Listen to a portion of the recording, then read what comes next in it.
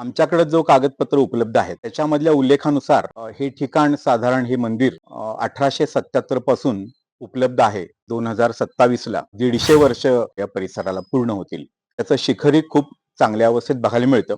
या उत्तरेच्या बाजूला मुख्य प्रवेशद्वार आहे आणि 1945च्या आसपास इथे शाळा चालू करण्याचा निर्णय सगळ्यांचा मिळून झाला. आठले पोद्दार आणि देशपांडे कुटुंबियांनी ठरवलं की आता आपण या रामनवमीला 26 मार्चला हे उघडूयात, पूजन करूयात. आपण प्रतिकात्मक जरी असले तरी श्रीरामाचा फोटो आतमध्ये ठेवून पूजा अर्चा आरती रामनवमीच्या निमित्ताने असा एक कार्यक्रम करूयात. लोकसहभागातून त्याचा जीर्णोद्धार करावा असा एक मनोदय सगळ्या कुटुंबियांनी या रामनवमीच्या शुभमुहूर्तावर व्यक्त केलेला आहे. शाळा कितीही जुनी झाली तरी आपल्या आठवणी शाळेच्या प्रत्येक कोपऱ्यात आजही हसत असतात. ईश्वरपूर शहरातील आजकाल 70 ओलांडलेल्या माजी विद्यार्थ्यांना एक मर्मबंधातली ठेव अशी एक घटना आम्ही तुमच्या समोर आणतोय. ती म्हणजे ईश्वरपूर शहरातील गांधी चौकातील राम मंदिरामध्ये 1ली ते 4थी असं शिक्षण घेतलेल्या विद्यार्थ्यांसाठी ही एक मर्मबंधातली ठेव आहे. ती म्हणजे आपल्या ईश्वरपूर शहरातल्या गांधी चौकात असणारं राम मंदिर. राम मंदिरामध्ये पूर्वी 1ली ते 4थीची शाळा भरायची. या शाळेच्या सुरुवातीला इथं जाधव सरांचं, मुख्याध्यापक जाधव सरांचं ऑफिस होतं. त्यानंतर इथून पुढे आलो की इथं एक हॉल होता की या हॉलमध्ये वरती फळ्यांचं छत होतं आणि इथं पहिलीच्या 2 तुकड्यांचे वर्ग भरायचे. त्याचबरोबर पाठीमागे आपल्याला मंदिराचा नगारखाना दिसतोय. इथं सुरेंद्र बाबर सर 4थीचा वर्ग घ्यायचे. हा तो नगारखाना आहे. त्याला दगडी जिना आहे आणि इथं आपण विद्यार्थी वर जात होते आणि तिथं 4थीचा वर्ग भरत होता. त्याचबरोबर ह्या हॉलमध्ये सार्वजनिक कार्यक्रमांची सकाळची प्रार्थना, पाठीपूजन असे सगळे विधी आणि इथं व्हायचे. राष्ट्रगीत, प्रतिज्ञा, प्रार्थना इथं व्हायची. त्याचबरोबर या 2 वाटांमधून आत जायला पूर्वी रस्ता होता, पण आता काही पडझड झाल्यामुळे हे रस्ते बंद झालेत. याच्या पाठीमाग 2री आणि 3रीचे वर्ग भरायचे. मी आता उभारलोय तो राम मंदिराचा हा नगारखाना आहे. पण विद्यार्थ्यांनो, इथं तुम्हाला आठवतंय का बघा, इथं बाबर सरांचा 4थीचा वर्ग भरायचा. ज्या वेळेला वर्गामध्ये जागा अपुरी पडायची विद्यार्थ्यांना, त्यावेळेला या खिडकीमध्ये 3 विद्यार्थी बसवले जायचे. या 3 विद्यार्थ्यांना इथं जागा होती. या इथं ते विद्यार्थी बसायचे आणि इथं गुरुजींचा, आपल्या बाबर गुरुजींचा फळा होता. इथं बसून आपल्याला सर शिकवायचे. आठवतंय का तुम्हाला? ज्या वेळेला ही इमारत धोकादायक स्थितीत झाली त्यावेळेला शाळा इथून आता आदर्श बालक मंदिर आहे तिथं हलवण्यात आले. त्यानंतर या मंदिराबद्दलची आणि या शाळेविषयीची माहिती देत आहेत या जागेचे मालक माननीय प्रशांत देशपांडे सर. नमस्ते, मी प्रशांत देशपांडे आणि माझ्यासोबत आहेत श्री सुभाष पोद्दार.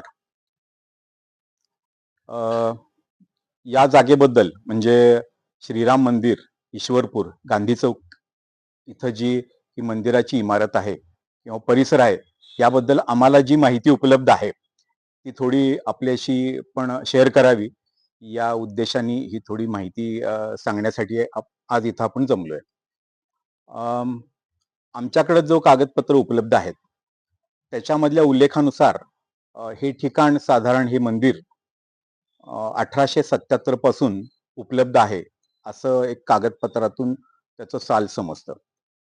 म्हणजे जवळपास पुढच्या वर्षी 2027 ला 150 वर्ष या इमारतीला किंवा या परिसराला पूर्ण होतील असं एक कॅल्क्युलेशन वरून दिसतं सगळं. हे श्रीराम मंदिर जे आहे हे उत्तराभिमुख आहे. पूर्व पश्चिम दोन्ही भागाकडून कदाचित याला येण्या जाण्यासाठी सोय नसावी त्या काळामध्ये, सरहद्दींच्यामुळे दोन्ही वेगळ्या नंबरच्या. त्यामुळं हे मंदिर उत्तराभिमुख बघायला मिळतं. हे थोडं वैशिष्ट्य असं मला वाटतं. या मंदिराचा संबंध स्ट्रक्चर जर बघितलं तर हे दगडामध्ये बांधीव आहे आणि आज 150 वर्षानंतर आणि फारशी निगा नसताना पण मंदिराचं स्थापत्यशास्त्र किंवा बांधकाम तर बघितलं तर हे देवालय अतिशय सुरक्षित अवस्थेमध्ये बघायला मिळतं. त्याचं शिखरही खूप चांगल्या अवस्थेत बघायला मिळतं. थोडा समोरचा भाग हा कमकुवत आढळतो. पण टोटॅलिटी 90% स्ट्रक्चर हे चांगल्या अवस्थेमध्ये बघायला मिळतं. आणि आतमध्ये बघितलं तर पाण्याचा कुठलाही थेंब सुद्धा आता खाली उतरत नाही.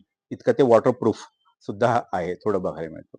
काही पूर्वेकडच्या भागाचा थोडासा ढासळल्यामुळं थोडं नुकसान झालेलं बघायला मिळतं. पण अदरवाईज हे मंदिर 6 बाय 6 मीटरच्या आकारामध्ये आहे आणि ते सुस्थितीत बघायला मिळतं. तसंच समोर ही उत्तरेची बाजू आहे. या उत्तरेच्या बाजूला मुख्य प्रवेशद्वार आहे. त्याच्या कमानी आहेत आणि वरती नगारखाना बघायला मिळतो. अशा पद्धतीचं एक पूर्वीचं ऐतिहासिक वास्तू जशी असते तसंच एक देवालयाचा हा मुख्य प्रवेशद्वार आहे. आणि हे विटा, चुना आणि दगड अशा तिन्ही वस्तूंच्या मध्ये हे बांधकाम बघायला मिळतं. आणि हे अतिशय सुस्थितीत अजूनही आहे. हे फार आनंदाची गोष्ट आहे. 1877 नंतर मधल्या गोष्टी काही कल्पना नाही आहेत.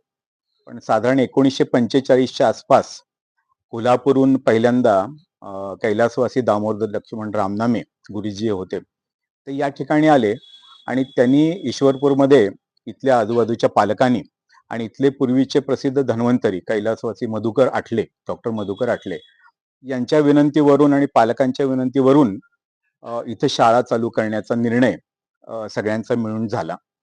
आणि मला वाटतं की अशी पहिली शिक्षण संस्था किंवा शाळा असेल की ज्या ठिकाणी पालकांच्या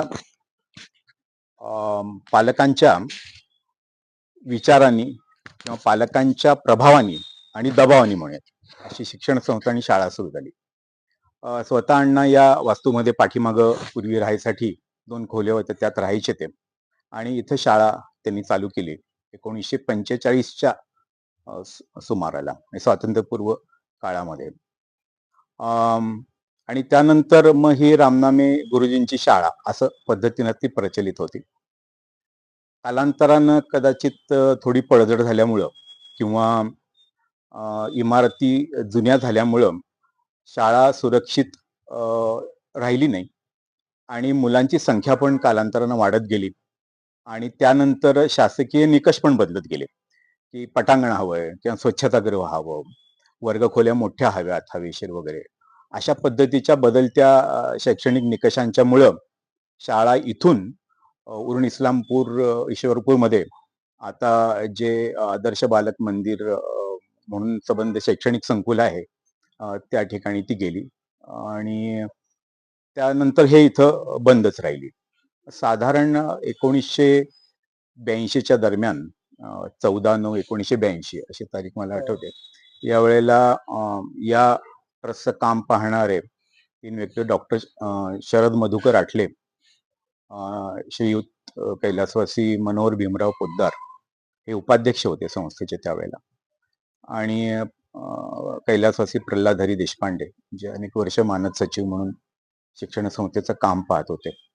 या तिघांनी मिळून ही जागा मग स्वतःच्या मालकीची म्हणून खरेदी केलेली कागदोपत्री आपल्याला बघायला मिळते. पण त्यानंतर ती बंदच राहिली. शाळा शिफ्ट झाली आणि इथं मग दुसरं करण्यासारखं काही नाही अशा पद्धतीने. कारण या मंदिरामध्ये आत गाभाऱ्यात मूर्ती पूर्वीपासूनच नाही आहेत. त्यामुळे पूजा अर्चा होणं असा काही प्रश्न पहिल्यापासूनच नसावा. आणि त्यामुळे की काय मंदिर असं बंद होतं, त्यामुळे नित्यनियमानं पूजा अर्चा होणं किंवा लोकांची सतत नमस्कारासाठी किंवा आपण म्हणतो मग इतर कुठल्याही भजन कीर्तन या निमित्ताने येणं जाणं असं धार्मिक गोष्टीसाठी राहिलंच नाही. त्यामुळे या सगळ्या गोष्टीमुळे अनेक वर्ष हे मंदिर बंदच होतं. यानंतर आम्ही खरं तर सगळे प्रयत्नात होतो की काही आपल्याला यातून वेगळं उभा करता येईल का किंवा पुन्हा मंदिर म्हणून असं काही करता येईल का. पण ते प्रयत्न काही संपूर्ण यशस्वी झाले नाहीत. पण आता अलीकडं थोडंसं आम्हाला सगळीकडून एक मदत किंवा सहकार्याची भूमिका असं म्हणून हे करूयात असा अनेक जणांच्या आश्वासनातून थोडा विचार अधिक पूर्ण झाल्यानंतर आठले पोद्दार आणि आम्ही देशपांडे कुटुंबियांनी ठरवलं की आता आपण या रामनवमीला 26 मार्चला हे उघडूयात आणि एक पूजन करूयात. आपण प्रतिकात्मक जरी असले तरी श्रीरामाचा फोटो आतमध्ये ठेवून पूजा अर्चा आरती असा रामनवमीच्या निमित्ताने फुलं वाहणं असा एक कार्यक्रम करूयात. आणि त्यानंतर जसं जमेल तसं यथाशक्ती लोकसहभागातून आपण जशी आपल्याला मदत मिळेल किंवा आम्हाला आमची जशी ताकद आहे त्या पद्धतीतून या मंदिराचा जीर्णोद्धार करावा असा एक मनोदय सगळ्या कुटुंबियांनी या रामनवमीच्या शुभमुहूर्तावर व्यक्त केलेला आहे. आणि तो पुढे कसा जातो आता बघूयात. याचा संपूर्ण विचार अद्याप झालेला नाहीये. थोडाफार झालं की हे जसं मंदिर आणखीन पुढचा प्रवेशद्वाराचा भाग पुरातन आहे तो तसाच जतन करावा आणि तो चांगल्या अवस्थेत आहे. त्यामुळं ते स्ट्रक्चरल टेस्टिंग करणं, ऑडिट करणं आणि ते जर व्यवस्थित असेल किंवा थोडं बळकटीकरण करावं लागलं, स्ट्रक्चरल स्ट्रेंथ त्याची वाढवावी लागली, तर त्याच्या इंजिनिअरिंगचे आस्पेक्ट काय आहेत हे बघून त्याचं थोडंसं जीर्णोद्धारामध्ये तसा विचार करणं. शक्यतो जुनं पुरातन जे आहे ते टिकवणं, त्याची सौंदर्य वाढवणं आणि मुख्य करून गाभाऱ्यामध्ये श्रीरामाच्या, लक्ष्मण, सीता आणखीन हनुमानाची मूर्तीची प्रतिष्ठापना करणं की ज्यायोगे थोडं सातत्यानं पूजा अर्चा अभिषेक हे नित्यनियमाने धार्मिक कार्य या परिसरात सुरू राहतील. लोकांना हे धार्मिक कार्यासाठी इथं येता यावं अशासाठीची काही तरतूद या निमित्ताने होते का, व्यवस्था होते का, नित्यनियमानं दर्शनाला खूप लोक येऊ शकतात, तर हे सुरू राहील असा एक मानस आमच्या मनामध्ये आहे. आणि नेमका आराखडा किंवा पूर्णपणानं त्याचं नियोजन असं अद्याप तयार नाहीये. जेव्हा ते पूर्ण तयार होईल तेव्हा आम्ही नक्की पुढे ते मांडू, याबद्दल कुठली शंका नाही.